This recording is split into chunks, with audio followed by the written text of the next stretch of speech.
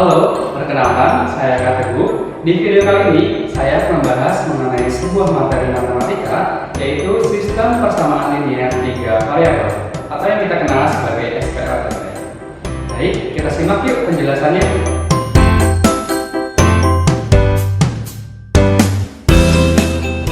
Nah, sebelum kita memulai materi SPLTP, alangkah baiknya nih kita mengenal dulu apa sih sistem persamaan linear. Adik-adik tahu apa tidak? Nah, sistem persamaan linear merupakan sebuah persamaan bentuk aljabar di mana dalam persamaan ini mengandung 3 komponen. Biasanya ada sebuah variabel, konstanta, ataupun koefisien.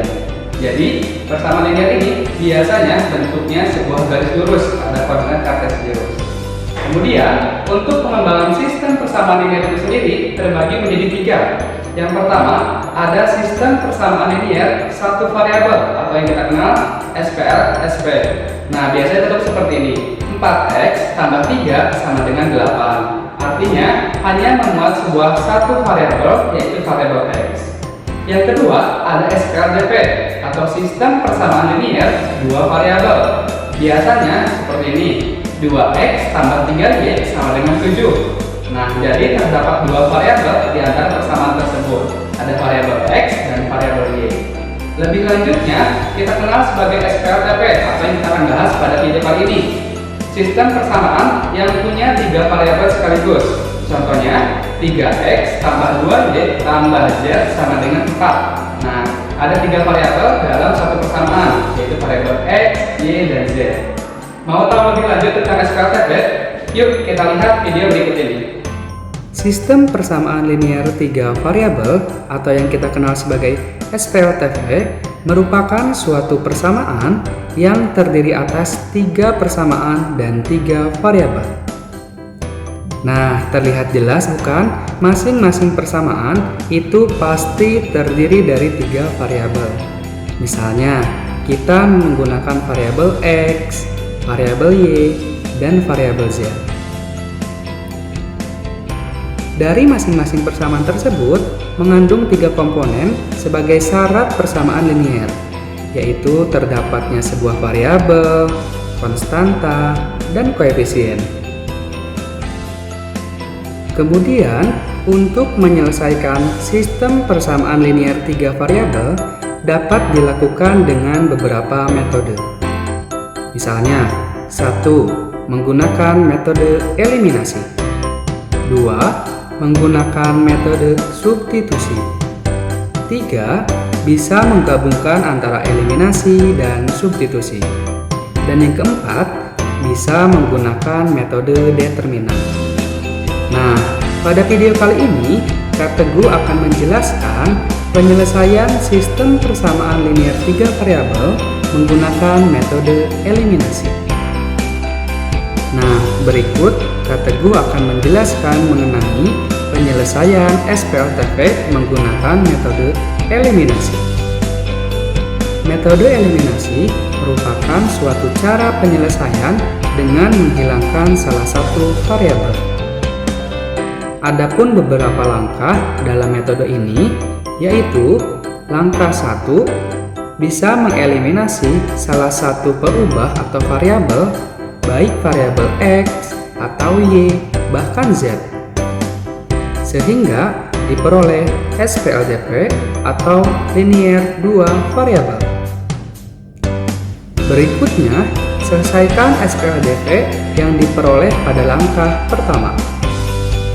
Dan yang ketiga, substitusikan nilai-nilai variabel yang diperoleh pada langkah kedua ke dalam salah satu persamaan semula untuk mendapatkan nilai peubah yang lainnya. Nah, bagaimana adik-adik telah menyimak mengenai sistem persamaan linear 3 variabel? Untuk lebih dalamnya, Kak Teguh mempunyai contoh kasus soal tentang penyelesaian sistem persamaan linear 3 variabel. Yuk kita simak soalnya. Sebuah kios menjual bermacam-macam buah, di antaranya jeruk, salak, dan apel. Seseorang yang membeli 1 kg jeruk, 3 kg salak, dan 2 kg apel harus membayar sebesar 33.000. Orang yang membeli 2 kg jeruk 1 kg salak dan 1 kg apel harus membayar sebesar Rp23.500. Sedangkan untuk orang yang membeli 1 kg jeruk, 2 kg salak, dan 3 kg apel harus membayar sebesar Rp36.500.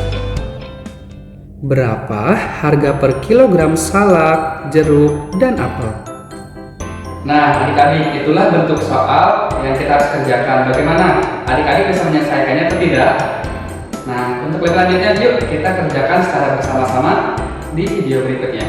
Halo adik-adik, nah sekarang kita ke tahap penyelesaian mengenai persoalan masalah kontekstual tentang SPLTV. Nah, berikut Teguh akan jelaskan bagaimana sih penyelesaiannya. Yuk kita simak. Langkah pertama, kita buat penyelesaian.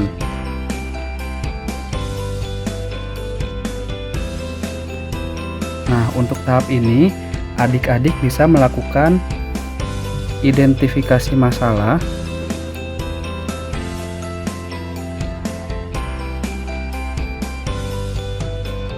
dengan variabel matematika.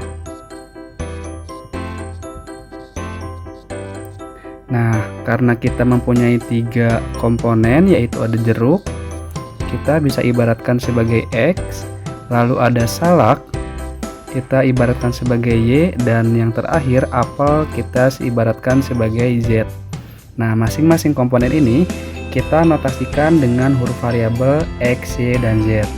Nah, kemudian langkah kedua, adik-adik bisa membuat sebuah model matematikanya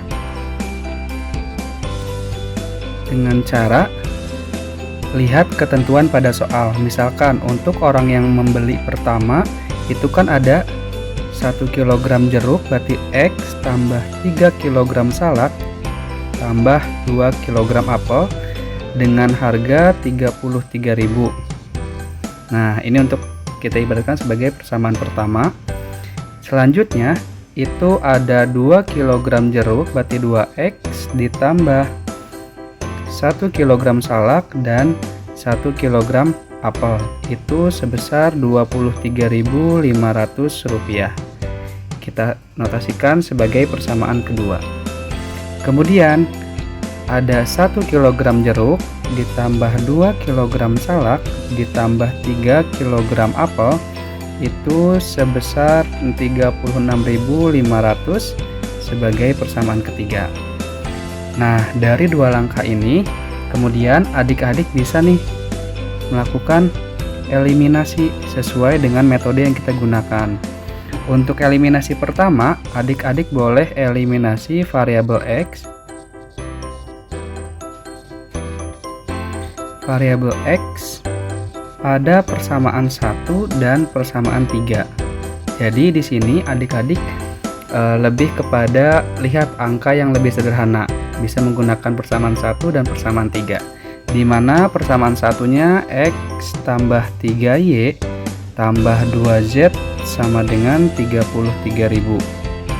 Dan persamaan ketiganya itu ada X tambah 2Y tambah 3Z sama dengan 36.500. Nah, karena tujuan kita adalah menghilangkan variabel X, otomatis kita punya satu variabel X di persamaan 1 dan satu variabel X di persamaan 3. Otomatis kita kurangi sehingga X di sini adalah hilang.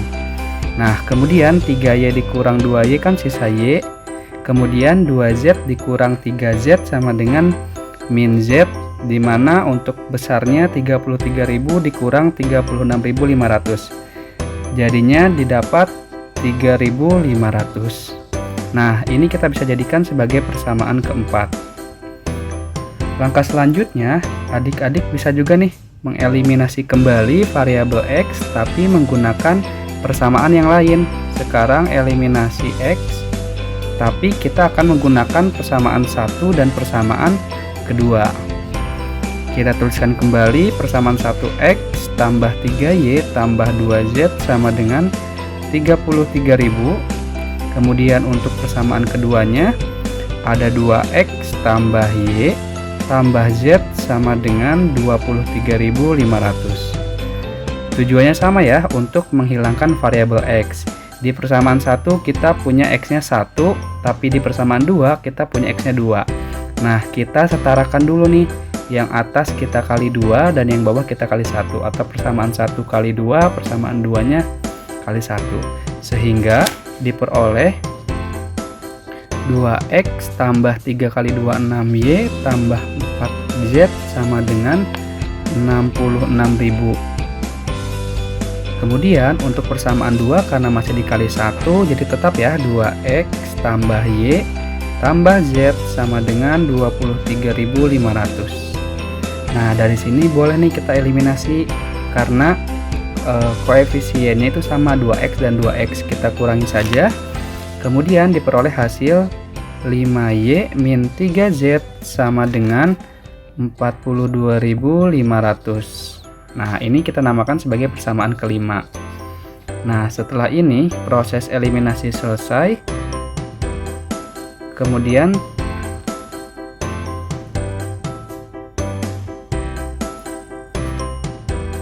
tahapan selanjutnya apa? Kita bisa mengeliminasi variabel lain karena kita udah menemukan sebuah SPLDV atau sistem persamaan linear dua variabel, di mana itu mencakup persamaan 4 dan persamaan 5. Untuk persamaan 4-nya kita peroleh Y min Z sama dengan min 3.500. Kemudian untuk persamaan 5-nya 5Y ditambah 3Z sama dengan 42.500. Nah, setelah SPLDV ini sama, langkah selanjutnya kita eliminasi variabel lain antara Y dan Z. Nah, bebas, tergantung adik-adik mau menghilangkan Y atau Z. Tapi di sini Kak Teguh akan mengeliminasi variabel Z sehingga nanti kita peroleh nilai Y. Eliminasi variabel Z pada persamaan 4 dan 5. Nah, dari sini kita lakukan eliminasi, berarti untuk ini karena kita menghilangkan variabel Z, di atasnya ada min Z, lalu di bawahnya ada plus 3Z.